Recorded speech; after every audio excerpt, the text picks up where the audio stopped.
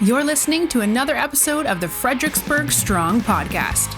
This is a local forum to inform and entertain our community, discuss local news, promote small businesses, and celebrate our hometown heroes with a little dose of humor to keep you entertained. Our mission is simple: to keep Fredericksburg strong. Today's podcast is powered by Pohanka Nissan and Pohanka Hyundai of Fredericksburg. And now, here's your host, Tim Pohanka. Hello everybody, it's Tim Pohanka, and I am here with a very, very special episode of our Fredericksburg Live. This is our first entertainment section, art and entertainment section. I'm with a guest that I have had the great pleasure of meeting. He is an internationally renowned artist. You've probably seen him and you may not even know it. I've got Stephen Fishwick with me. Stephen, welcome to the show. Thanks for having me. So one thing I want everyone to know is if you look at the artwork that's behind me, all of this is Stephen's artwork. We actually got it for the show, the studio, because we really liked it. Stephen, I know your story because of our meeting at an event, but talk about your story about how you got involved with art. Sure. I grew up in a small little town in Ohio, and it was a farm, small farm town. Very early on, I had dyslexia, but I didn't know it. I was in remedial reading from second grade till my senior year. And about through my senior year, I was diagnosed with dyslexia. Now, up to that point, I had been the absolute worst student. I wound up graduating fourth from the bottom of my class, but the only accolades I was ever getting were in art. And I think my mom wanted to be an artist when I was a kid. So the moment she saw me doing any drawing or painting, I became the family artist. She got me all the art supplies I ever wanted. And I think it was around 11th grade, I was failing an English class. And in my town, they had a program where in your junior year, you could write an essay to the governor of Ohio. And if you're accepted, they would accept 3 students from every school. And your senior year, those 3 students would be able to take a college course at Kent State. And so I remember they had a big assembly at the beginning of our senior year to announce the winners of this contest of an essay I had never written. I knew I couldn't write an essay. I could barely read a sentence. And they announced the 3 winners, and I was one of the winners. And 2 days a week, my senior year, I got to leave high school and go to Kent State and take an art class. And what's funny was I was failing my senior year of high school, but I was being allowed to take a college class. And I didn't find out until much later, until this last year, that my 11th grade English teacher wrote my essay and submitted it to the contest, and that's how I won. And when I asked her about it, I said, "Did you write that essay?" And she goes, "Of course I wrote that essay." She said, "I couldn't tell you at the time because I'd lost my job, but I knew I needed to get you out of that class." Dyslexia was a real problem for me, but it was also my superpower. It literally got me to focus on what I was really good at, which was art. And I went to art school. I was accepted into art school and dropped out about a minute and a half later. Was hired as a professional artist doing sketch caricatures and portraits at a local theme park in Ohio called Cedar Point. And I just took off. The company started moving me all over the country to hire and train their artists, and that's how I got to California. The company brought me to manage the artists at SeaWorld out here some 25 years ago. So if I just heard you correctly, that's my story in a nutshell. A teacher filled out your essay for you to get you into a program. Wrote it. You didn't even know it. And you found out this last year? I was asked to come back to my high school and give a talk just on, achieving your dreams or whatever. And they had brought my art teacher, my English teacher, and the professor that I had from Kent to this talk, and we had, they're all seniors now, and we went out to dinner before the talk, and I was asking my art teacher, I'm like, hey, how did I get enrolled in that program? Because I couldn't write an essay, let alone even attempt to have the grades to get in that, because the other two students that would leave were valedictorians. I mean, they were smart kids. And that's what my English teacher's like, of course I wrote that essay for you. We knew you needed to get out of this system. It wasn't for a student like you. That doesn't mean you didn't have a ton of value, or you just weren't an academic, And it's funny because I've gone back to college, and I was the top student in my college, and I was reading at a 5th grade level. But at that point, I wanted it. I wanted to have that education. Prior to that, when I was in school, I just thought I was dumb. I couldn't read. And honestly, that's what I had been told that whole career. So, yeah. So when you think about the importance of art in school and helping to push creativity, do you think we do enough in school? Not only do I think we don't do enough, I think they've eliminated those programs. I have 3 kids. I have a senior in high school right now, a junior, and a 7th grader. They go to the best public school in our district, and there is no art. There's no art classes. There's very little music classes. They are taught to regurgitate facts and get out of the way. There's 30 some odd kids per class. And, what can a teacher do? They're trying to manage the group they have. So no, in my opinion, no one's learning. They're all just memorizing facts. And those are all skeptical, whether those facts are even accurate or not. So, if you can't even look around your studio right now, you can't look around and point to one thing that wasn't once designed on paper by an artist, from the casing of your laptop to the things that are in front of you, the microphone, the wall pattern behind you, every single little thing had been designed by an artist. There's tons of jobs for creatives out there. So, but how is a kid going to learn how to be creative if they don't learn how to fail? And in memorizing facts, there's not much there to struggle with. You've got to learn how to fail to learn how to create, and that's not being taught in schools. So I was an expert failure. Hey, I'm with you on that one. I tell everyone I've learned so much more from my failures than anything I've ever done right. When you look at that creativity, though, definitely, that bleeds over into virtually every industry. If you're looking for any innovation, if it's in tech, we can think tech is just numbers and electronics. There's creativity in that. You have to be thinking past the square box that's in front of you. And without that, yeah, it's funny. I'm brought into companies to try to teach companies how to think outside of that taco they're living in. So which brings a good question. How can you do that? How can you teach creativity today in today's age? Well, the way I do it is most companies that bring me in to speak to them, the first thing I do is I put some canvas and some paints in front of them, because all of us were born artists, and then somewhere along the way someone told us that we weren't, or that we weren't creative, and we stopped being creative. But who are they to say that? I have had so many failures in my life, especially painting, and I fail. I go out to the studio now and I'll fail, but I know that that's part of the process, so that never deters me from moving forward. But the way a person slowly brings creativity back into their life is by taking little bites. You can, it's like eating a mountain with a spoon. You take little bites, you don't get deterred, moving on. So when I go into a company, I will actually bring art supplies with them. And I think you even got to see a little bit of this, where I have people who've never touched art in their life create paintings. And by the time they're done with it, I find that it's amazing.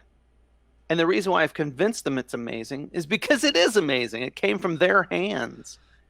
Jackson Pollock, we all know Jackson Pollock was the guy who dripped paint on canvases. His paintings sell for hundreds of dollars. All he had was liquid paint and gravity. Nothing special about that. He was the first person to do that. He was the first artist that ever created a piece of artwork that he had not touched. He didn't touch the canvas. He let the paint drip from the air to the canvas, and that was the exciting part of it. And his artwork is exciting and worth every penny, in my opinion. But if Tim was to do a piece, it would be Tim's piece. It's just as valuable as a Pollock because it's yours. It might not be as valuable to a wide range of people, but I bet your family would love it. And that's what we need to learn, is that everything we do has some value to it. I love how you said that about everything has its value to it. We met at a Park West studio, I guess, art show and sales. Gallery show, yeah. Yeah, the gallery show. And you brought 2 pieces of canvas up, and everyone went out there and they put different colors on it, and then you came through and you helped you turned it into beautiful, even better art than what we had done. Well, let's explain that a little bit more. So we brought 2 blank canvases, and we encouraged everyone who was at the event, and I would say all of them would consider themselves not artists. We encouraged everyone to come up and put some paint on these canvases, and everybody did. It was awesome. So they're just lathering the canvases up with paint, writing, scratching, doing anything they wanted to, right on top of each other. And then once those paintings dried, I took them back to my room and I put a little something on them. And when we brought them back out, in my opinion, those were the most valuable paintings in the room, because we had all collectively created something. The experience was more valuable than art itself, in my opinion. So, and every one of those people went home going, I can't believe I got to contribute to that painting, because at the end of it, it looked amazing. So I think it's great that when you bring that up, I think that's another very important part about how art does touch you. What's the value of, if you buy a piece of art because it's expensive, but it doesn't do anything for you, what did you just buy? I think if you're looking at art, it has to, I use the phrase, because I have definitely become one of those people where if it's on my wall, it's on my wall for a reason. It sings to me in some way, shape, or form. Because I love it, and I can say something about it, and I just enjoy it. Meeting artists like I've been able to, and I will say, people give Park West a lot of grief about some of the, how it's very commercialized. But I will tell you, I have never left a meet and greet opportunity where I have not come away and gone, oh my gosh, I understand this art even more, or I can respect this even more. Yeah. I remember meeting Peter Matthews going, holy cow. Exactly. I love Park West. Park West cares about art as much as I do. And they set up these just extraordinary experiences between the collector and the artist that, I'm in a lot of galleries. You just don't get that experience. And it people leave those events just jazzed and energized from them. And I challenge any critic of them to come to them, because they're pretty special. When they talk about it, and I had to leave because there was a family emergency, so I wasn't able to stay for one of the full events where I got to meet you at.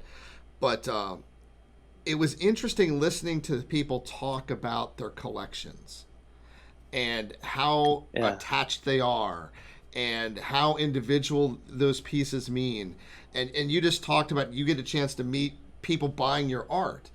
That has to mean something to you when you're watching people fall in love with something that you took a lot of time. Well, in your case, you're pretty good at some speed item on that, but you've taken your time because it's a piece of you that's on that art.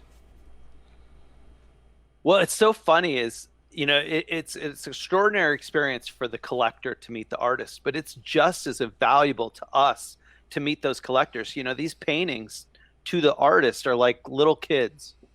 So when I really hate when a painting sells in a gallery and I haven't met the person who owns it, because then it's like ship your kids off to a friend's house who you haven't met their parents yet. You're like, well, who are these people?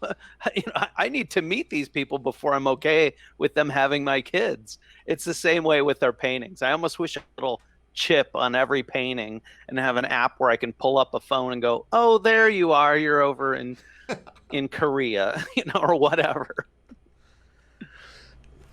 You do a lot of what we performance art. So you're on stage and you're actually doing art in front of people, and that you do it by telling a story, and which is amazing. I've seen multiple demonstrations of yours, because I think you even did a TED Talk. And when you look at you doing this performance, how do you get geared up for these performances? What gets you excited? Well, the whole experience is pretty exciting, just because it can be intimidating too. Don't get me wrong. There's times where I'm about to go on stage to paint live and I'm terrified. But because you don't know what's going to happen, I mean, you're flinging it at this. There's a euphoric excitement about what's going to happen, what's going to come out, that I think any artist or creative really thrives or gets off of that idea. And it's funny because not all of them turn out wonderful. There's times where I've had some accidents on stage. I remember one time I was performing, it was in DC, and I had picked up some red paint to throw, and it hit me right in the eyeball. Like literally, I couldn't open my eye, but I had red paint. So now I can't even turn around and look at the audience because it looks like somebody shot me in the eye. So I'm sitting there trying to wipe it off of my eye. But it's still, it's exciting to do it. The spontaneity that happens on stage as you're picking up paint and throwing it, it's exciting. And what's funny is I'm nervous until they announce my name and I run out on that stage, and then it's all fear, all the stress is gone. I'm into it.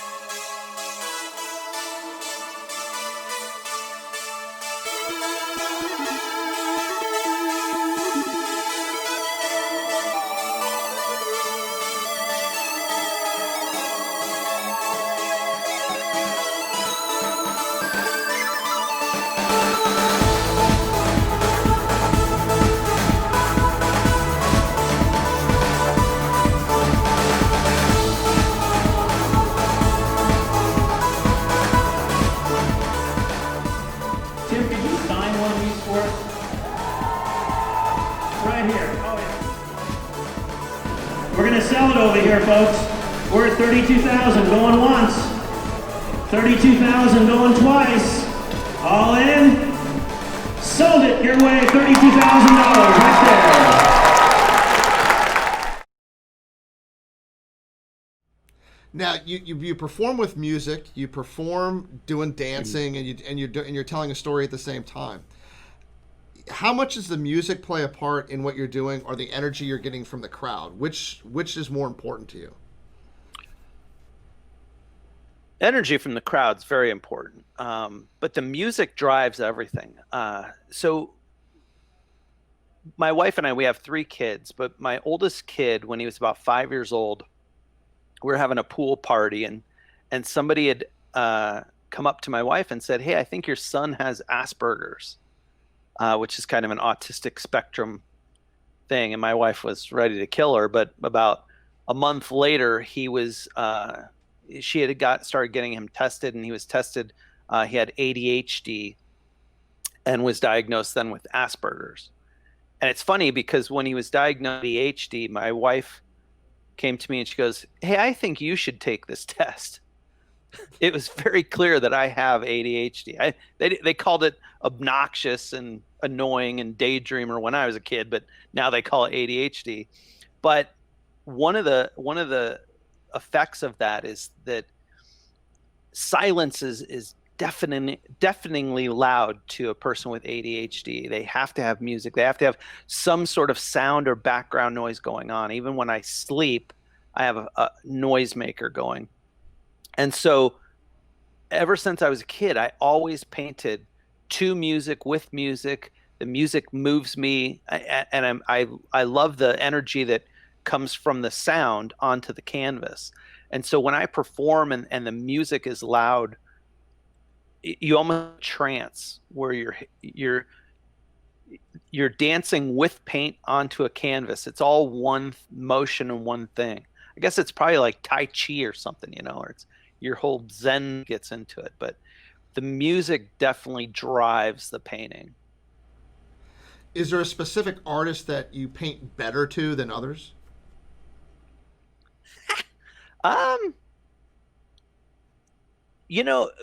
So usually an estate will ask me to paint for them. Like when Bob Marley's family approached me about painting for Bob Marley, I had never really been into Bob Marley. My older brother was, so I knew who Bob Marley was, but I'd never gotten into Bob Marley. But to paint an icon or somebody like Bob Marley, I start diving into their life. I look at as many documentary videos of who they were. I listen to all their music just constantly in the studio. So I'm really trying to hear their voice. And so if I can create a painting where when I look at the painting, I can hear their voice, I know I hit my mark. And so I wouldn't say that there's a particular musician I might like to paint. I do love U2 though. I'm just a huge U2 fan. So if there was any, it would be U2. But when I dive into that person's life, all of a sudden I'm into that in the moment. And so each one, like when David Bowie passed away, his family reached out and asked me if I could do some paintings of him. Same thing. I had not been that into David Bowie's music. I always thought he was cool, but when you do a deep dive and you start watching all these things that had been out there for years, documentaries on him, videos of him, all of a sudden you become a huge mega fan 30 years late, So I wouldn't say there's a particular one I love, but I love all of them. I love that experience of really doing a deep dive into these people's lives. Now, in your performance, you've mentioned you've performed all over the world. Where have you been the most nervous?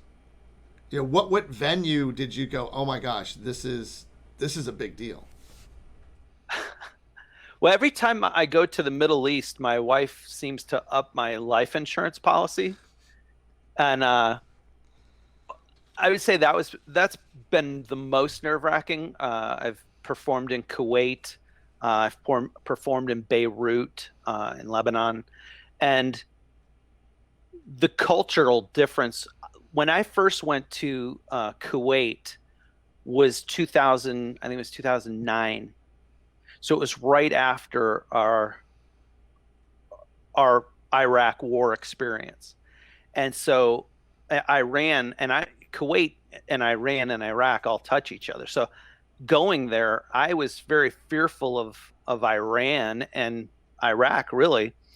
And what was so fascinating was I met so many Iranians and so many Kuwaiti and Iraqis that were just loving me, like coming up, and they could care less about the political strife of our countries. They were businessmen and moms and kids, and just like us, they have their crazies in their countries, and they have people who want better lives for their families, better experiences for the world.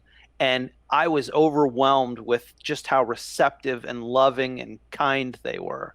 And, you know, I'm a Christian man who wears a cross, and they were Muslims and just the most loving, amazing people I ever met. So of the places I've traveled, I would say in my mind that was going to be the scariest, and it turned out to be the most amazing. And I've gone back to the Middle East probably a dozen times or so, and always it's an amazing experience. I love how you express that. I think that we do need to spend a little bit more time realizing that we can transcend so many of our differences through cultural exchanges, and the exchange of art is an excellent place, because which leads into my next question. When you look at culture in art and you look at what's going on today, does art influence culture, or does culture influence art? I think, I don't know that people would agree with me, but I think culture influences art. I think artists respond to what's happening in the culture. You know, Black Lives Matter. The phrase Black Lives Matter has been hijacked to be political. You're either for this organization or you're against it. But the concept of Black Lives Matter is so important.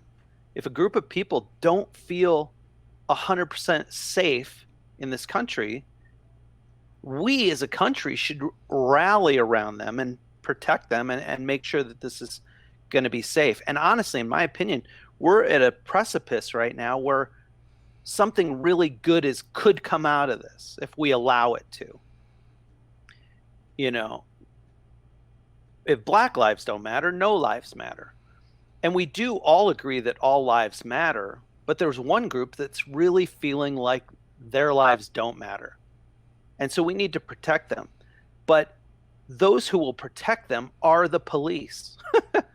And so we have to honor these men and women who have the worst job in the world to put their life on the line to protect somebody who's innocent from somebody who may be harming them.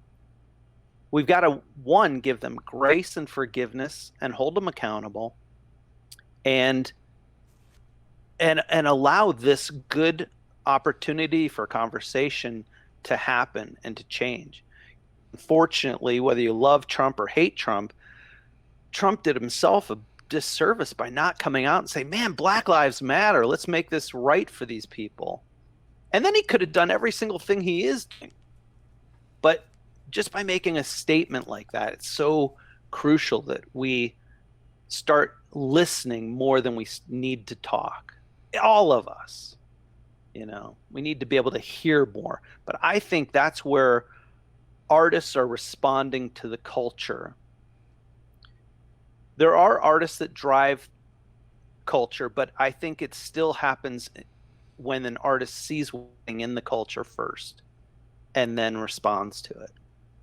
So I think we're at a place in our country where we could do some really amazing good things for the people of our country if we listen. So much of what you do is for causes. When I look at a lot of your artwork and a lot of what you do, as an artist, how important is finding causes that you believe in and using your art to help promote that? It's the most important thing to me. I think it's an honor to be able to have a painting be more than just something that's hanging on somebody's wall. Anytime I do a live performance, I try to tie it often as possible to raising funds for some organization. I have 3 different animal organizations that I support, which are to help the world learn about endangered animals. You know, when we were kids, the dodo bird was about the only thing we knew that had gone extinct. And everybody knew the dodo bird went extinct. But within the next 10 years, cheetahs will be extinct in the wild. And orangutans will be extinct in the wild in the next 5 years. You'll never be able to see them outside of a zoo or a reserve. And so bringing awareness to the world about the plight of some of these animals has always been a mission of mine. When I was a kid growing up on that farm, I just fell in love with animals. And at 19, I was asked to work Busch Gardens, Florida as an artist. And so all of a sudden I was allowed to run around their park drawing all of their lions and orangutans, elephants, everything, and just fell deeply in love with them. And then when I came to California, I got involved with San Diego Zoo. They asked me to come out and do some paintings to raise awareness for endangered species. And so that's one of my big causes. The other one is veterans. In a country as wealthy as ours, people should be falling over themselves to be not only become veterans, but be thankful that we could treat them so well. And we don't treat them well enough. And so I think anything we can do to honor those who have given us the freedoms that we have, we got to take every opportunity to do that, because it's such a sacrifice. My army, my older brother's army, and an uncle's Navy, both my grandparents were in the Japanese front of World War II. And so I come from a family that was military. And honestly, when I pretty much almost failed out of high school, I was ready to join the military until somebody hired me as an artist. So just giving that back, I think anywhere I can make a painting go farther than just hanging on a wall, I want to try to do. It's really funny you should say that, because I just got off the phone not 2 hours ago where someone was talking to us about a donation, and I said, hey, look, I can give you a donation, but how do we make this donation go $1 can equal $5? $1, just $1 donation, or what going to this cause, it doesn't, that's not going to help. So how do we make this go further? And I think it's great that you phrased it that way. Yeah. Awesome. When you start to look at, you brought up military and we talked about culture. Does it concern you that there could be a restriction? When you think about freedom of speech, and especially in art, it's an incredibly important subject, is what is art or what is freedom of speech? Do you feel that's under attack in any way, shape, or form? Massively. What's funny to me is you see all these college campus students drowning out the voices. Anyone's voice shouldn't be drowned out, period. If you're a Ku Klux Klan member, you should be able to get a permit and walk on the stairs, and I should be able to come out with all my friends and yell and scream at you. That's the freedom of the country. Other countries don't have that freedom, and they're suffering for not having that freedom of speech. You see these college students on these campuses, and these colleges are more expensive than I could have afforded.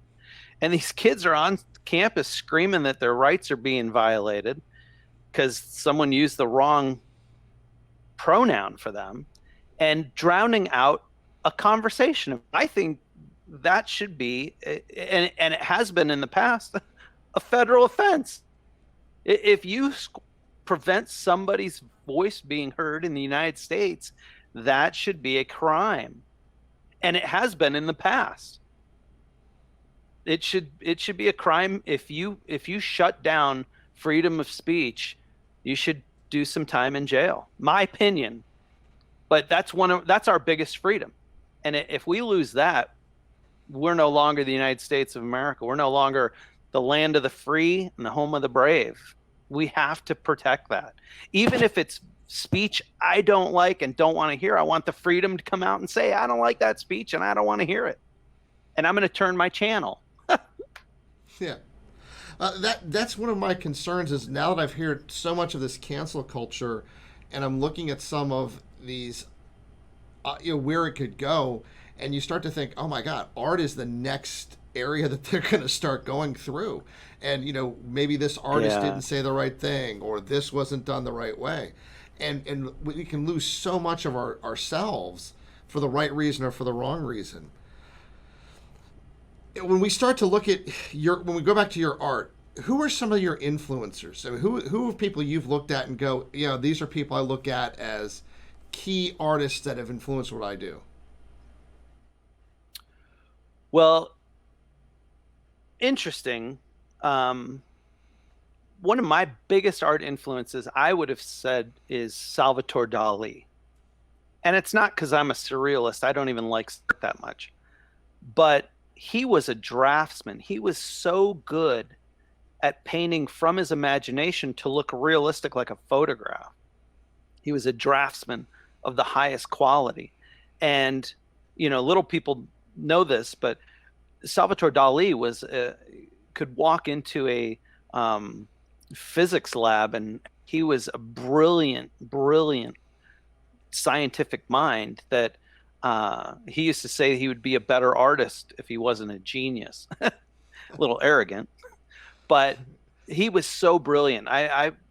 When I had worked at Busch Gardens, Florida, in Tampa, I used to go over to St. Petersburg. Dali has a museum there. And I dated this girl who was a docent there. She would go over and have to work for 6 hours giving tours. And I would go over and literally spend the whole day there and just draw and sketch and walk around and spend 6 hours. And I would go with her every time I could to just spend time around that guy's art. So he was a huge influence on me. I actually have his signature tattooed to my shoulder. He's always been on my back, pushing me to be a better artist in a sense. And I really love those old illustrators, especially the Americana, like Norman Rockwell, Bernie Fuchs, some of just these Howard Pyle, some of these old 40s, 50s, 60s illustrators. I just love that. But I grew up on that, I grew up middle America.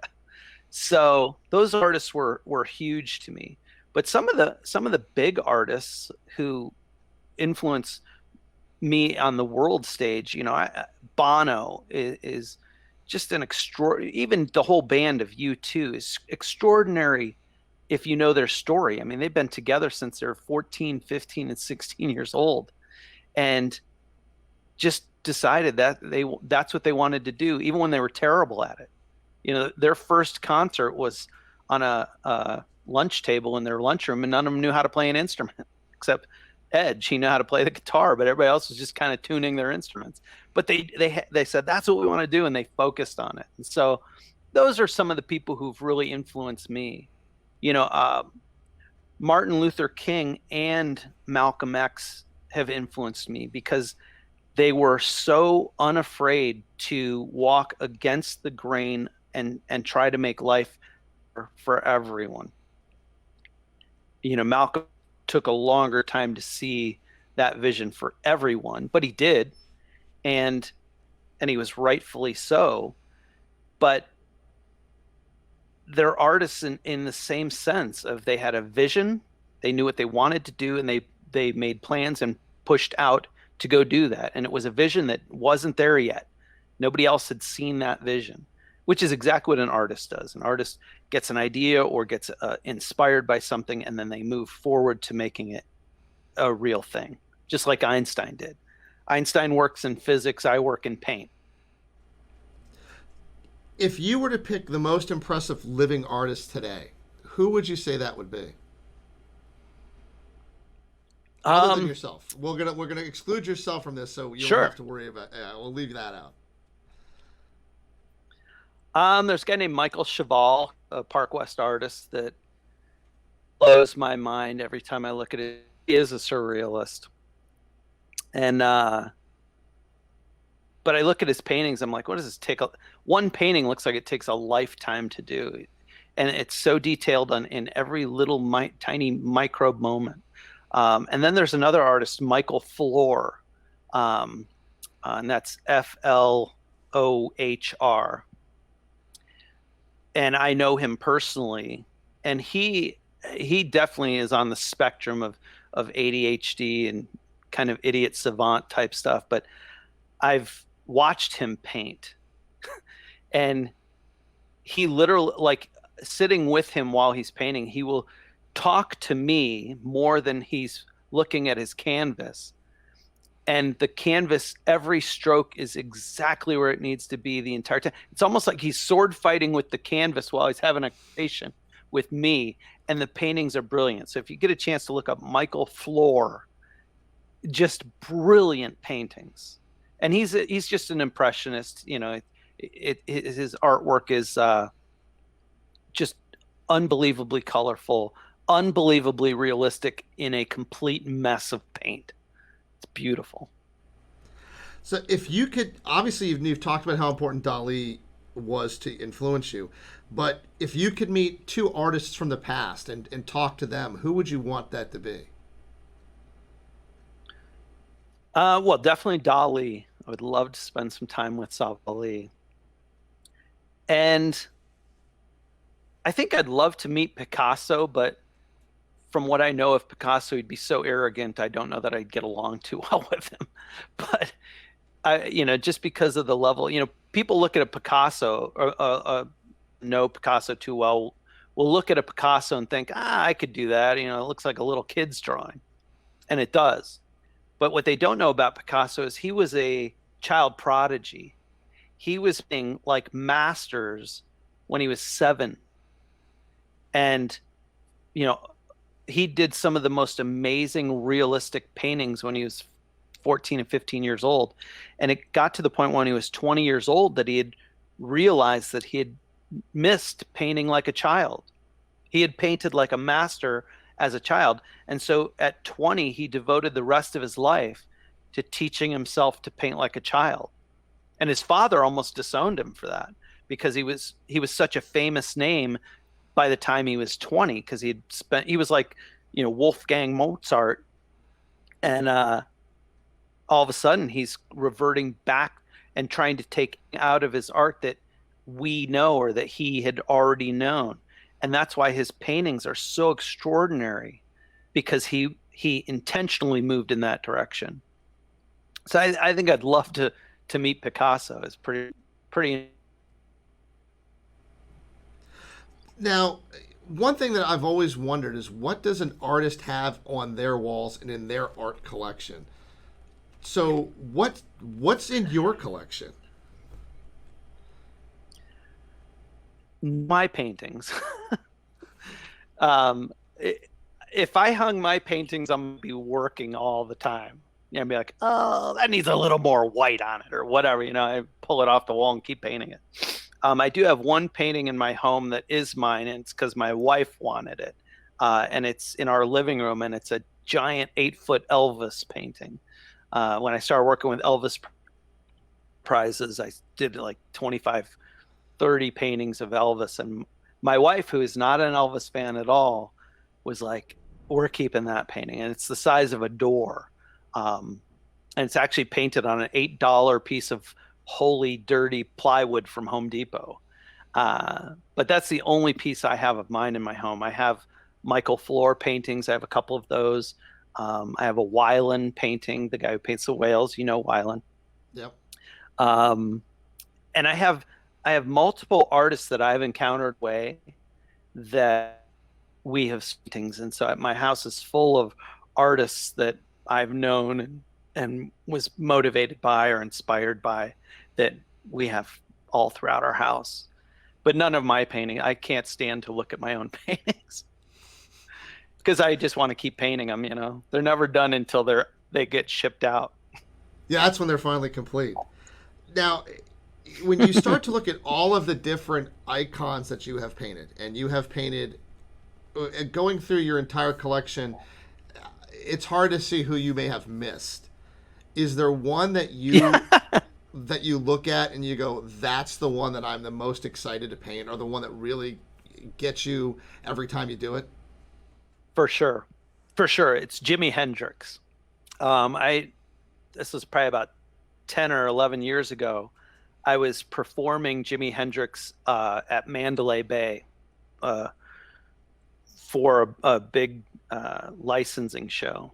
And when I came off the stage, my agent said, Jimi Hendrix's younger brother is here and he'd like to meet you. And I was very excited. Blew my mind. And all of a sudden, this guy comes up with kind of an entourage around him. And Hendrix looks just like Jimi Hendrix. And I had been painting Jimi Hendrix for quite a while before I got to meet him. And the funny thing is, Leon dresses just like Jimi Hendrix right out of 1968. And so as he's walking toward me, he's got the flowers and the shag and the bell bottoms and the whole thing looks just like the bandana and everything looks just like Jimi Hendrix. And he walks up and he sounds just like Kermit the Frog. Walks right up to me. He's like, hey man, it was great seeing you paint my brother. It was the funniest thing to hear. I was expecting Jimi Hendrix's deep voice. It was just so funny. And so I got to know him, and he told me a few stories about Jimi Hendrix. And this goes right back to the passion that starts in a child. Is he was telling me a story about how when he was about 8 years old, he had a slinky. Remember slinkies? Yeah, those it's a wonderful thing. metal slinkies. Yeah, exactly. Yeah. Leon had a slinky, and this is before Jimmy ever owned a guitar. Jimmy took his slinky and stretched it across the living room, and they had this huge lead lamp that was really heavy, and he tied it to the lamp and strung it all the way across the room and attached it to the doorknob, so it's all stretched out. And then you remember those old tape recorders? You push play and you record things with a moan. He had one of those, and he would record the reverberation of the slinky and try to make music with that noise. Wow. So Jimi Hendrix was Jimi Hendrix before he even got the guitar. He was interested and focused on that kind of thing. And when he got his guitar, he never really took lessons. He learned by ear, but the guitar never left his neck. He would fall asleep playing it in his bed. He'd wake up, it would be still around his neck. He'd go out and get coffee or whatever he did. The guitar, he was a very shy guy, and he would never be without that guitar. So he was literally practicing 15 hours a day, every single day, because he wanted to be good at it. Jimi Hendrix didn't pick up a guitar and play Purple Haze. It took decade to learn how to really pour himself into that. He was brilliant. But I would say my favorite musician that I get excited about painting every time is Hendrix. And if you look at my Hendrix paintings, there's, I think his style lends to my style. So my opinion of it. So I just realized something that, so you mentioned Dali as one of your influences. You've got Dali tattooed on your shoulder, and you both worked for Disney. I'm starting to notice a little bit of a pattern here. Oh yeah. Yeah. I don't know if that ever occurred to me, because Dali is not somebody that's normally associated with Disney. No, but yeah, he did those not. Destino. Have you seen it? It's brilliant. If you Destino, I will tell you the biggest, which is Dali's movie. Yeah, I've ever made is I was at a Park West function when they first were talking about selling those cells, and I'm like, oh, maybe I should. Nah, maybe nah, and I just didn't. And now I'm thinking, what an idiot. I was, but yeah, I don't think, there's only a limited amount of them. And I don't think many people realize that Salvador Dali worked for Disney. No one's really going to make that connection there. Well, and I think the distinction is he worked with Disney. Like he was That's asked true. That's a better way of phrasing to work with Disney. Yeah. But yeah, it's true. So look at that connection there. Now, when you start to look at what goes on down the road, what's on your easel right now? What are you looking at right now? What's the next thing you're going to look at?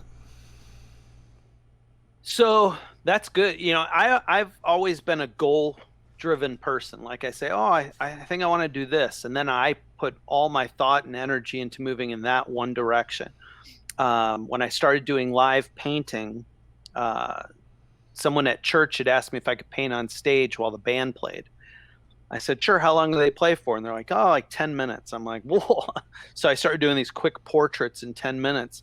And an event planner asked me, oh, could you do this for Honda? 2006, Honda had built a robot named Osimo, and they wanted me to paint Osimo at their year-end party. And so all of a sudden I was being paid to paint live on stage. And so I started diving in toward that. I thought, okay, I want to do a lot of this. And so I picked that as a goal and put all my time and energy into it. Lately, especially I've been with Park West Galleries for now 2 years, and I've really enjoyed that experience. But now I keep thinking, how can I take that experience to a new extraordinary level, going around the world and impacting people? My favorite part of these events with Park West is just connecting to the people. And so my thought is to try to bring more and more art and put it in their hands, and show them that they can do that. So I've been playing with some different ideas of how to make that experience more engaging for the collector. And I love traveling to the tropics. So I've been doing a lot more paintings of tropics and sunsets and just enjoying it. I got to say, COVID, as bad as it's been for the world, I've really enjoyed it. I've enjoyed my kids. I have two 18 and 16-year-old that had been driving at the beginning of this year, and all of a sudden they're stuck at home with me. And my youngest son and I go and play basketball every night, and just up on our street. And that portion of COVID has been, I think I'm going to look back, hopefully, and think, oh, I remember COVID. the few and look upon it fondly. And look, yeah, really.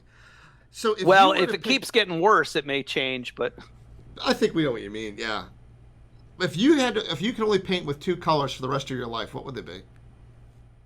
Orange and blue. Okay, so why those two colors? My agent Disney wants more paintings, but don't use any orange and don't use any blue, because all my paintings, those are complementary colors, but I just love how they work together. The blue sky with the orange sunset in the background or whatnot. Those two colors, if you look at my collection, those are the two colors you'll see the most of, is orange and blue together. They're so right behind me. You can. Hey, there's orange and blue. Orange and blue. Yeah. So, one of the things that's also funny is that when you look at how you are at the end of one of your shows, how do you not get paint on everything that you own? You've got paint's going everywhere. Does your wife look at you when you come home and say, "Whoa, whoa, whoa, that's the changing area for you. You gotta, since you don't wear the traditional painting stuff and you get it everywhere, this is where you're at." My wife will buy me something and say, "Hey, this doesn't get paint on it, okay? It's a nice shirt or nice pants or whatever." And then we'll go out and she'll be getting ready and I'll be ready already. And we'll go out, we'll be sitting at dinner, and she'll look at me and she'll go, "You have paint on that already. I just got that for you yesterday. You just wore it just now. How did you get paint on it?" It's like, well, you were taking too long to get ready, and I ran out to the studio and put a little paint on that thing. And the moment paint gets on my clothes, to me, then they're officially mine. So I don't mind paint on everything. And it's funny, we had moved out of a house. We knew the people who had moved in, and it was like 2 years later, we were at their house to watch Super Bowl or something. I was able to walk around the house and point out little paint spots that they had missed cleaning up that were just strewed everywhere in their house. Stuff where you knew where it was. So does a painter paint his own house, or do you hire somebody? Oh, I've painted our house quite a few times, but I'd prefer to hire somebody. Yeah, I figured that. I figured as would. I mean, I know that when it comes to cars, I don't. Now they look at cars and like, okay, they're just just transportation. But who knows with that. Stephen, is there something that I haven't asked you that I probably should have? I don't know. This was a pretty good interview. I feel like I got to get on my soapbox a couple times, and it's been a blessing to know you, Tim. I really have enjoyed working on the painting. I've been painting for you, and it's been a great time. I'm so glad we got to meet. Well, some funny things that people don't realize is that you actually have a connection here in the Virginia area. And my parents live in Richmond, Virginia. So they're right around the corner, so that's nice. Yeah, so they live in Ashland, I thought. Yeah, they live right. Well, Ashland, they live 1 mile from King's Dominion. Yeah. So I think the town's called Doswell or something like that. Yeah. Well, yeah. I do have the last question I had for you, which is the most important one, I think, for anyone who wants to be an artist. How did you get discovered? That's a good question. I got discovered probably because I put my passion for first, and that passion along the way, and it took time. It wasn't right away, and I just kept putting my artwork out there. Whether people liked it or didn't like it didn't matter to me. I had to do it, and then I had to make a living at it, so I kept putting it out there, and eventually people connected to it. And I would say that's all it takes. It takes putting your passion, your love, your heart and soul into something without the care of whether it's going to be taken or enjoyed. There's still people who are like, that's not for me. And there's people who love it. And there's enough people in the world that some will connect to it and some won't. But don't let that stop you from doing it. If you want to play piano, get a piano, sit down, start practicing it. Do it for yourself. If you want to be a musician, you have to live and eat and breathe and be a musician, even if it takes 15 years before anyone pays you for your first time playing. That's what being a musician is. It's funny. I had wonderful parents in the sense that they told my brothers and I never to get something to fall back on. And I think it's because they had fallen back on careers that they didn't like, that they had to do to just keep us to survive. My parents said, find out what you love to do, find out how to make a living at it, and go do that with your whole life. And my younger brother is, we're Irish, and he is a professional flamenco guitarist.